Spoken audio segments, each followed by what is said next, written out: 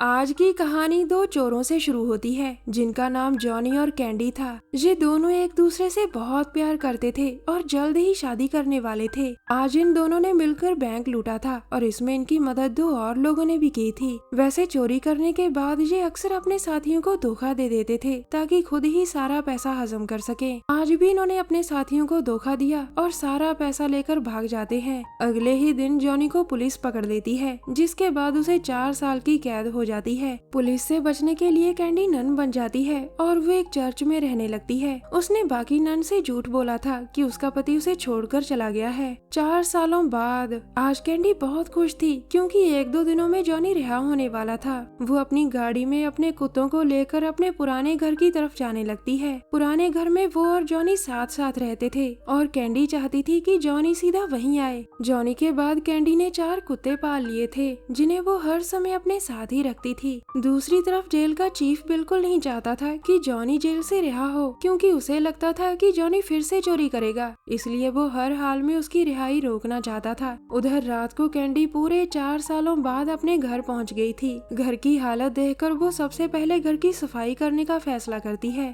थोड़ी देर बाद एक एस्ट्रॉयड अर्थ की तरफ बढ़ रहा था और उसी समय कैंडी खाना खाने की तैयारी कर रही थी। अचानक उसे एक मसाले की याद आती है और वो उसे लेने किचन में चली जाती है। वो जैसे ही किचन में आती है तभी पूरा घर हिलने लगता है और उसी समय वो एस्ट्रॉयड अर्थ से टकराता है। ये टक्कर कैंडी के घर से थोड़ी ही दूर थी। इस टक्कर के बाद एस्ट्रॉयड का एक छोटा सा टुकड़ा हवा में उड़ता है और फिर वो कैंडी के खाने में गिर जाता है। अब कैंडी जैसे ही किचन से आकर खाना खाने लगती है तो उसे कुछ होने लगता है। देखते ही देखते उसकी तबीयत खराब होने लगती है और उसकी स्किन और बाल पूरी तरह से बदल जाते हैं। आखिर में उसे एक जोर का झटका लगता है, जिसके बाद वो बेहोश हो गई थी। दूसरी तरफ चर्च में गूंगी नन को भी कुछ होने लगता है, जिसका नाम रीटा था। दरअसल रीटा ने एस्ट्रॉयड को देख लिया था और उसे लग रहा था कि अब कोई नहीं बचेगा। उधर कैंडी को जब होश आता है तो वो देखती है कि उसके चारों कुत्ते इंसानों में बदल चुके थे। वो उसे बताते हैं कि जो खाना तुमने खाया था वही खाना हमने भी खाया था। उनकी बातें सुनकर कैंडी फिर से बेहोश हो गई थी। उधर रीटा भी बाकी नन्स को एस्ट्रॉयड के बारे में बताने की कोशिश करती है, लेकिन कोई भी उसकी बात को समझ नहीं पाता। अगले दिन सुबह कैंडी को होश तो आ चुका था, लेकिन अभी भी उसकी तबीयत ठीक नहीं थी। इसी बीच घर का मालिक टोनी वहाँ आता है और कैंडी से कहता है, मुझे मेरा 4 साल का किराया चाहिए। तुम लोगों के जाने के बाद मैंने किसी को घर नहीं दिया क्योंकि मुझे पता था कि तुम एक दिन जरूर लौटोगी।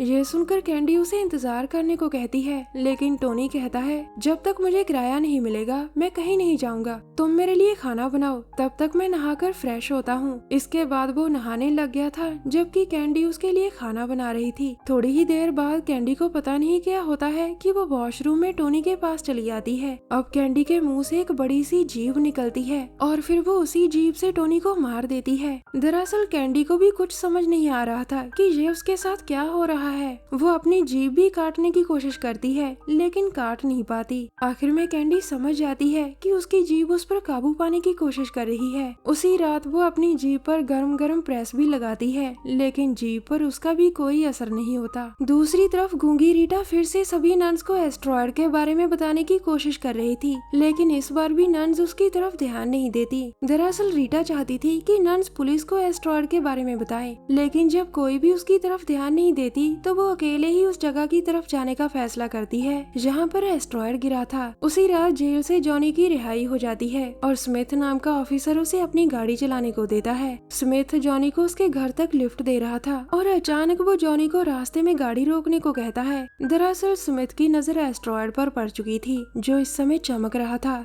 वो जैसे ही उसके पास जाता है तो जॉनी को कुल्हाड़ी लेकर आने को कहता है। अब जॉनी उसी की तरफ बढ़ रहा था। अचानक तभी स्मिथ के शरीर में धमाका होता है और इस धमाके से जॉनी दूर जाकर गिरता है। अगले दिन सुबह जॉनी बहुत जख्मी हो चुका था और उसकी छाती में कुल्हाड़ी घुसी पड़ी थी। उसी समय रीटा भी एस्ट्रॉयड के पास पहुंच जाती है और वो एक कुल्हाड़ी से उसे तोड़ने लगती है। जल्द ही उसने एक टुकड़ा तोड़ लिया था और वो उसे अपने पास रख लेती है। अब वो जैसे ही वहाँ से जाने लगती है तभी उसकी नजर जॉनी पर पड़ती है। वो जल्दी जल्दी उसके पास आकर पहले उसके हाथ पैर बांधती है ताकि वो उसकी छाती से कुल्हाड़ी निकाल सके। अब वो जैसे ही उसकी छाती से कुल्हाड़ी निकालती है तो जॉनी दर्द से बेहोश हो जाता है। तभी रीटा कुछ सोचकर जॉनी की छाती पर एस्टेरॉयड का टुकड़ा लगाती है, जिससे जॉनी को होश आ गया था। उसे लगा कि रीटा कोई जादूगरनी है और वो उसे जादूगरनी कहता है। उसकी बात सुनकर रीटा घबरा गई थी और वहाँ से भाग जाती है। दूसरी तरफ कैंडी ने आत्महत्या करने की कोशिश की थी, लेकिन जीव उसे फिर से बचा लेती है। अब कैंडी जैसे ही आंखें खोलती है तो जीव कहती है, मैं तुम्हें कुछ नहीं होने दूंगा,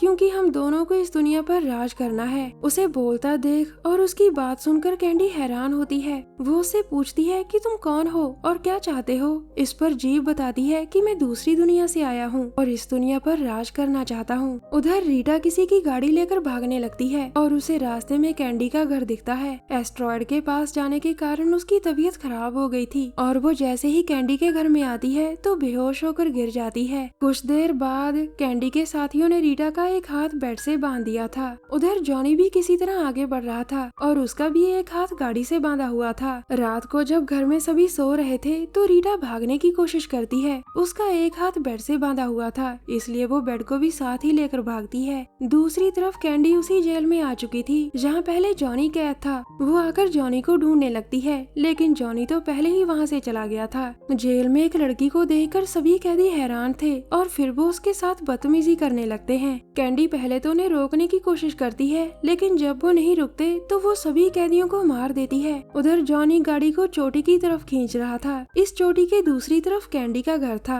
और जॉनी वहीं जाना चाहता था। अचानक गाड़ी पीछे की तरफ जाने लगती है और जॉनी भी उसके साथ साथ पीछे खींचा जाता है। इसी दौरान गाड़ी का वो पाइप अपने आप टूट जाता है, जिसके साथ जॉनी का हाथ बांधा हुआ था। अब जॉनी आजाद हो चुका था और वो जैसे ही चोटी पर आता है तो उसकी नजर रीटा पर पड़ती है। इस समय रीटा की तबीयत फिर से खराब हो गई थी और वो जॉनी से मदद मांगती है। अगले दिन कैंडी भी चोटी पर पहुंच गई थी और वो जॉनी के साथ रीटा को देख लेती है। उसका बदला हुआ रूप देखकर जॉनी काफी हैरान होता है और तभी कैंडी उससे कहती है कि तुमने मुझे धोखा दिया है। ये सुनकर जॉनी उसे समझाने की कोशिश करता है कि कल रात में बेहोश हो गया था, मगर कैंडी उसकी कोई बात नहीं सुनना चाहती थी और वो जोर से बेड को धक्का दे देती है। कैंडी ने ये धक्का बहुत जोर से मारा था, जिसके कारण बेड खिसककर चोटी के किनारे पर अटक जाता है। कैंडी के चले जाने के बाद वो दोनों किसी तरह फिर से ऊपर आते हैं, जिसके बाद वो दोनों चर्च की तरफ जाने लगते हैं। कुछ ही देर बाद वो दोनों चर्च में पहुंच जाते हैं और जॉनी सभी को बताता है कि कैंडी उन्हें मारना चाहती है। उसी समय कैंडी और उसके साथी भी चर्च के बाहर पहुंच जाते हैं। दरअसल कैंडी जहां नन्स को मारने आई थी ताकि लोग उससे ज्यादा डरे, मगर यहाँ आते ही उसकी नजर जॉनी पर पड़ती है और वो उससे कहती है, मैं तुम्हें नहीं छोड़ूंगी धोखेबाज। इससे पहले वो जॉनी पर हमला कर पाती तभी चर्च की नन्स कैंडी के साथियों पर पवित्र जल फेंकती हैं। इस जल से कैंडी के साथी फटकर मर जाते हैं। अब चर्च में सिर्फ कैंडी बची थी और उससे डरकर सभी तहखाने में आ जाते हैं। कैंडी भी उनके पीछे पीछे तहखाने में आती है। वो आते ही पहले जॉनी पर वार करती है और फिर रीटा को मारने की कोशिश करती है। इसी बीच जॉनी जल्दी जल्दी कुल्हाड़ी उठाकर कैंडी की जीभ पर वार करता है, जिसके कारण वो दर्द से तड़प जाती है। अब जॉनी उस पर कई वार करता है, जिसके कारण कैंडी बेसुध सी हो गई थी। आखिर में रीटा कुल्हाड़ी से कैंडी की जीभ काट देती है, जिसके बाद कैंडी और जीभ दोनों की मौत हो गई थी। कहानी के आखिर में जॉनी और रीटा ही बचे थे। हमारी वीडियो देखने के लिए धन्यवाद।